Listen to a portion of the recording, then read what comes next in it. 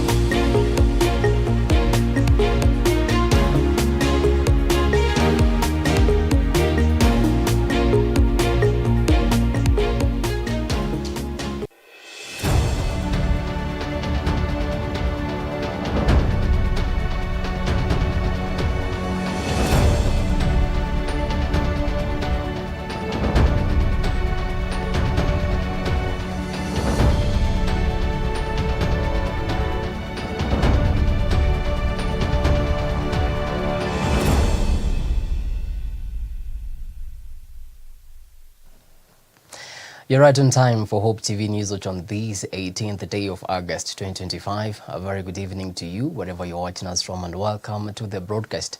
My name is Kimani, and signing for us tonight is Boniface Moridi. We begin with President William Ruto has expressed concerns over the misuse of county resources, pointing to alleged extortion schemes that demand greater accountability and transparency. Speaking today during a parliamentary group meeting that brought together ODM and UDA party legislators, the head of state vowed that members of parliament and senators alike, and senators linked to the scheme, will face the law, stressing that such practices are crippling the proper use of county resources meant to benefit communities. Our reporter Caleb Moti begins our bulletin with the following report. President William Ruto has urged institutions to step up their role in monitoring county spending, emphasizing that public funds must be directed towards projects that uplift citizens. Speaking during a parliamentary group meeting that brought together ODM and UDA representatives, the head of state raised concerns over Soko Huru, an alleged extortion scheme in the Senate, noting that the scandal involves a reported fraud of 150 million Kenyan shillings. There are legitimate concerns on how resources are being spent at the counties. There is. We cannot also run away. There is legitimate concern. Let me ask, for example, the latest Soko Huru in the Senate.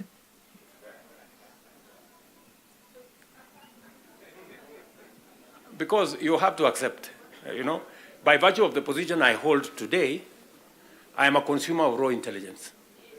I know what's going on. Where does somebody find 150 million?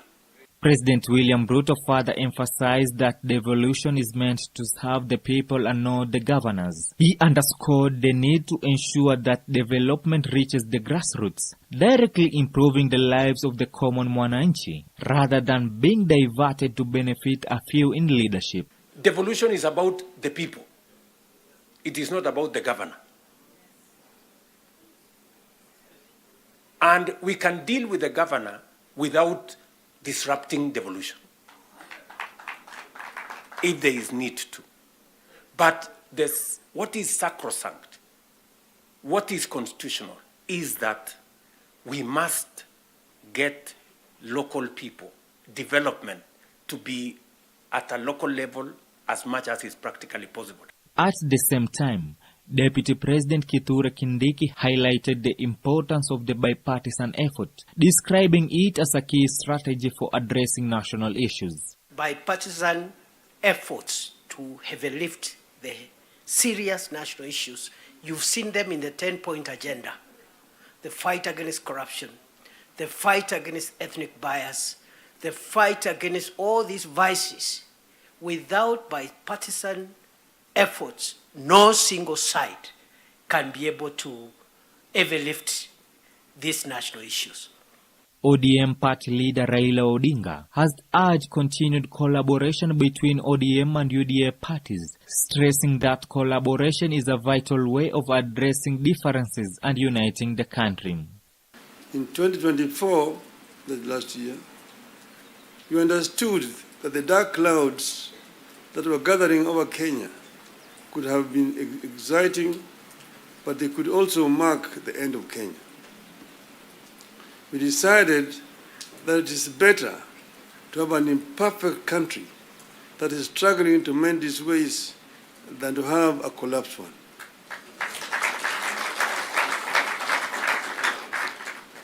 We came together to create an environment in which we can discuss our issues and differences as people of one nation. For Hope TV Newswatch, I'm Caleb Moti. Thank you so much, Caleb, for that report. Moving on swiftly, and the Chief Justice Martha Koome has condemned growing online attacks targeting judges, warning they are meant to erode public trust in the judiciary. Speaking in Mombasa County at the 2025 Judges Colloquium, CJ Koome urged judicial officers to uphold the rule of law and call on Parliament to fast-track a bill securing the welfare of retired judges. We have seen with growing concern that some critics have turned to social media not to engage constructively, but to malign and denigrate judges and judicial officers. These social platforms have become conduits for unfounded accusations, half-truths, and outright defamatory allegations intended to sow doubt and delegitimize judicial decisions.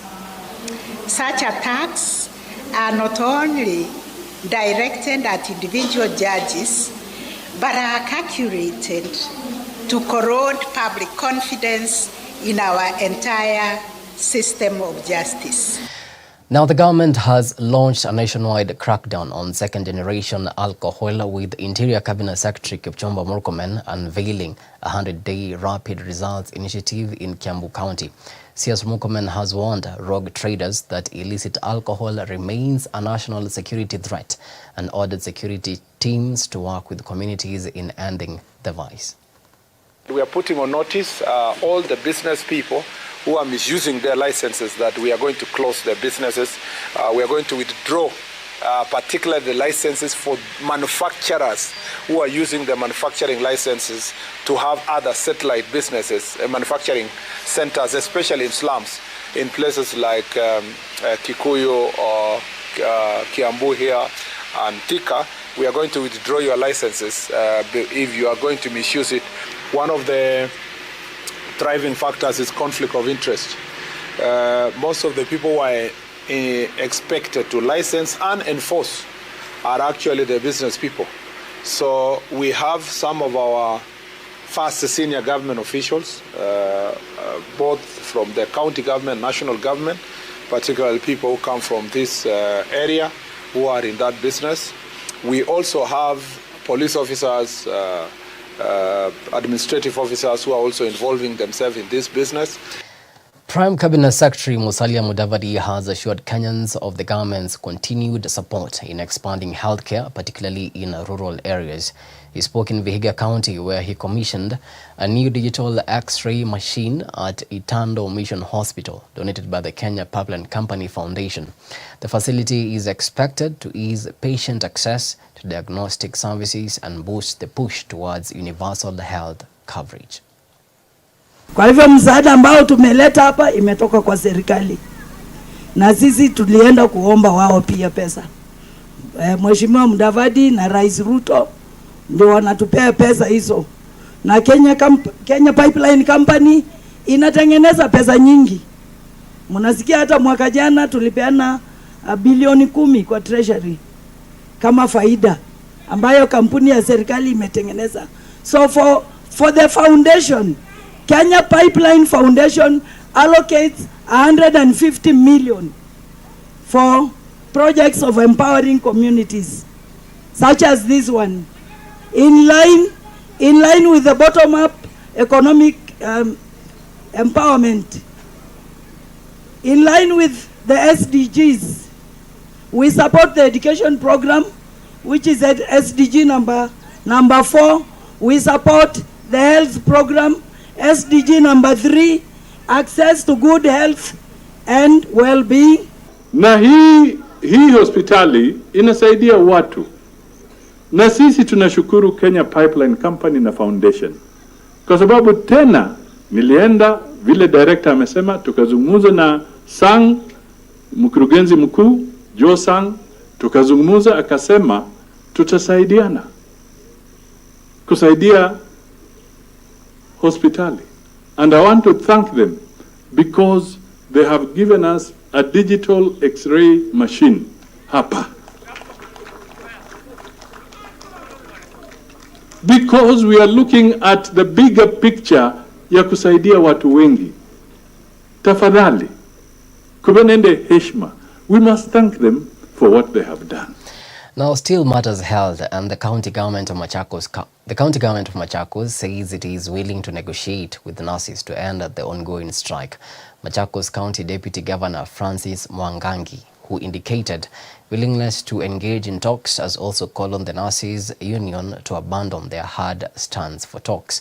He says that strike is affecting the delivery of healthcare services. Nurses in Machakos County abandoned their workstations last week following a dispute over the implementation of their collective bargaining agreement.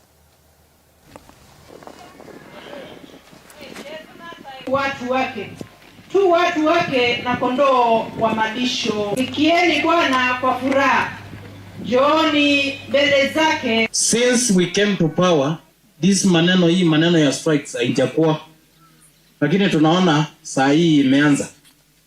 Mayambo request, upande wetu tuko na roho safi. We are coming to negotiate with clean hands. Na wao vile vile waangalie uchumi yetu, tutafanya maendeleo ama tutajilipa. So tuangalie hayo maneno, tukae chini tuzungumzie hiyo kaunti yetu isonge mbele. Since governor ourselves is now getting involved, please let's pray tuone nini itatokezea katika yale mazungumzo. Lakini either serikali ama our officials, we are determined to solve this matter, we move forward. Lakini tusiweke siasa ndani. Now, DCP National Women Leader Kate Waruguru has criticized President William Ruto's affordable housing program, terming it neither affordable nor practical for most Kenyans. Speaking in Nanyuki during the burial of a British Army training unit in Kenya, staff member Edward Makaveli Waruguru described the housing plan as exploitative, claiming it mainly serves the interest of the rich, and called on residents to resist what she termed as oppressive policies. But when you hear about the president telling us about affordable housing, how affordable is it if the students who are today at Nanyuki Technical Institute, those who are doing welding, they cannot even provide windows for the Nanyuki project, the affordable housing project? How does it benefit if the people who are in the transport industry, who supply sand, stones and anything else, including those people who are running hardwares and they sell cement, none of them supplies even a kg of nails inside that affordable Nanyuki housing program? So it is not affordable, it is avoidable, it's a business entity for the president and his cronies. Well, it is exactly 14 minutes past the top of the hour. Time now for a short break, but immediately after, I'll be back with the business and sports news. Stick around.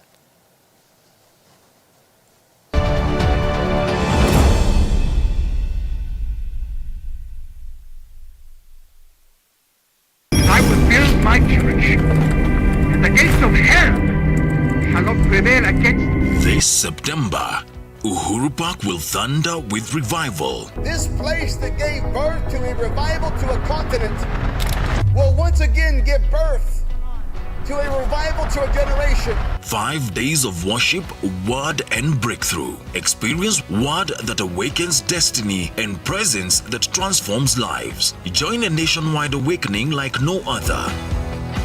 Come as you are, seeking, believing, expectant. Rema Feast 2025. And so here it begins again from the 1st to the 5th of September 2025. Entry is free. Get ready, family.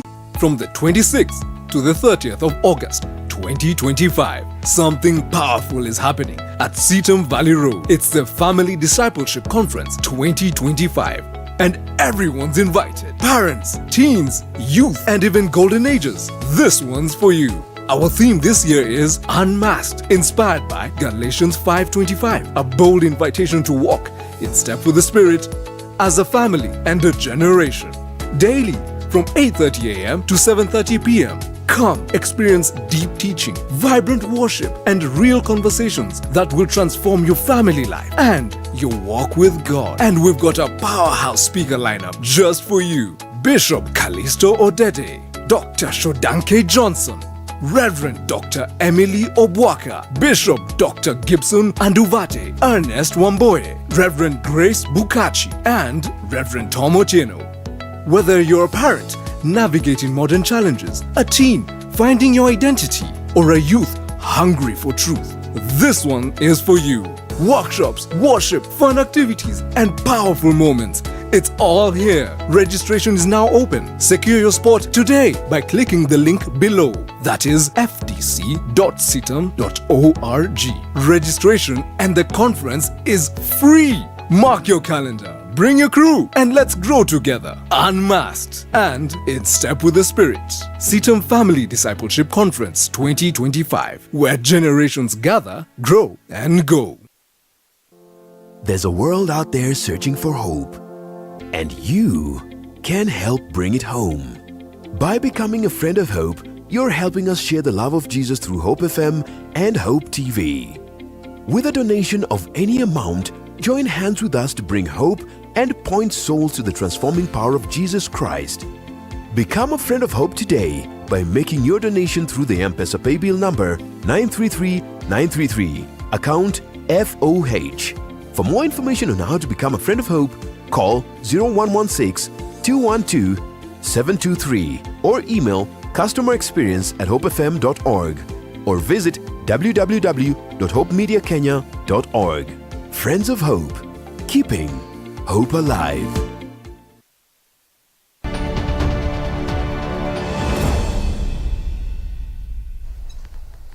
Welcome back. You're watching Hope TV Newswatch. Now let's get down to business. And Angola's national football team swapped the pitch for wildlife over the weekend with the tour of Nairobi National Park.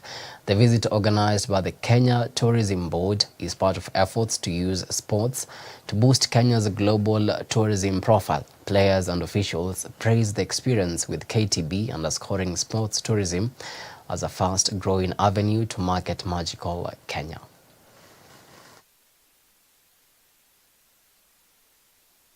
We are here in the National Park. It's a wonderful experience in Nairobi. It's very, very good. The wide environment in the park is very good. The city is around is a place in the world. Is difficult to see this place like this. You know, the park and the city around the park is very, very nice. I'm really, really happy to be here. The hospitality, the facilities, the way people treat us, they received us very well, and of course the organization, the animals, environment. It's a different day. It's a different experience that we all team will never forget. I'd praise the coach first for giving.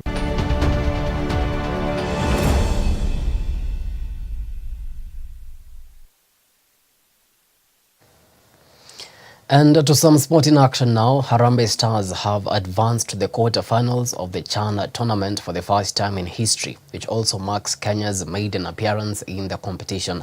Kenya will now shift focus to their clash against Madagascar set for Friday at 5 p.m. at Kasarani Stadium. The Stars topped Group A with 10 points from 4 matches, a strong performance that fuels their confidence heading into the quarters. Meanwhile, our neighbors Tanzania Taifa Stars are bracing for a tough quarter-final encounter against Morocco at the Benjamin Mkapa Stadium on Friday. I'd praise the coach first for giving me the chance to be here, to be part of the team.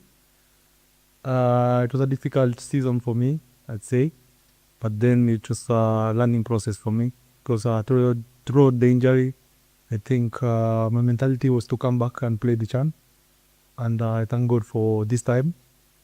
And yeah, I thank also God for giving me the chance to score the 2 crucial goals last match and this match.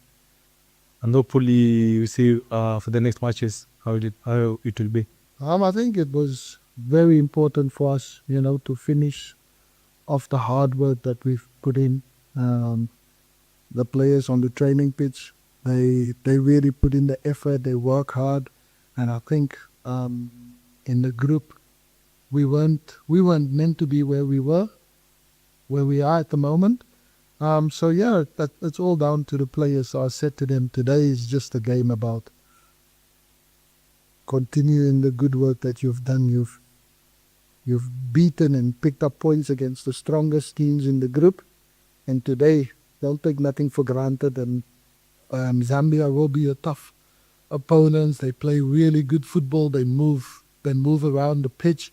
They interchange possession. So don't take it lightly because they've lost to Angola, to Morocco, to DRC, that they are just an easy team to play against. It will be extremely difficult. But if we do the right things, we will definitely come on top of this game and, hopefully even with some more goals. But Zambia was stubborn today. They defended, they played really well. But at the end of the day, I think when we moved the ball the way we did, and then we create the chance for Ryan, and we score 1 goal. So, I would have liked it to be more. But at the end of the day, I'm happy with the win. Now, KCB RFC are the new Christie Sevens champions after outclassing Menengai Oilers 19-5. In the final at RFUA grounds, the Bunkers, led by standout performer Floyd Wabwire, secured their second title of the 2025 National Sevens Circuit, keeping alive their chase for the overall crown. Coming into Christie Sevens, we were psyched up to lift the trophy, of which we have done. We took every game as a final, of which we may come down to it. So, spirit ya team, kila mtu alikuwa anajua kitu tunadai na tumeifaitia mpaka mwisho. Heading into Embu, there's nothing different from this. We are going to take everything. That's our goal. I know we've got a few niggles. Something that I'm sure we still work through. But we don't have any serious injury at the moment. Because the next tournament is just a few days from now. I think we'll just see who we can also bring in, because we still have some other players we still need to exploit. So by the time we are going to the next tournament, I think we'll be naming a different team that will be able to present us at its best. So it's a matter of just getting our opportunities and presenting the banquet. And finally, Kenya's Greg Snow has clinched the PGK Equator Tour title at Mount Kipipiri Golf and Resort, finishing with an impressive score of 16 under par. Rising star Njoroge Kifugu secured second place, while amateur Adele Balala stunned the field by finishing third. The event, which drew Kenya's top golfers, is seen as a key step on the road to the magical Kenya Open and the 2028 Olympics.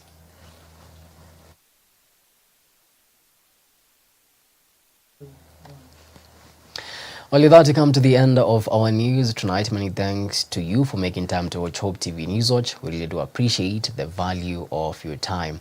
On behalf of the amazing team that made this bulletin a success, have yourselves a blessed night. My name is Kimani, and signing for us tonight has been Boniface Moridi.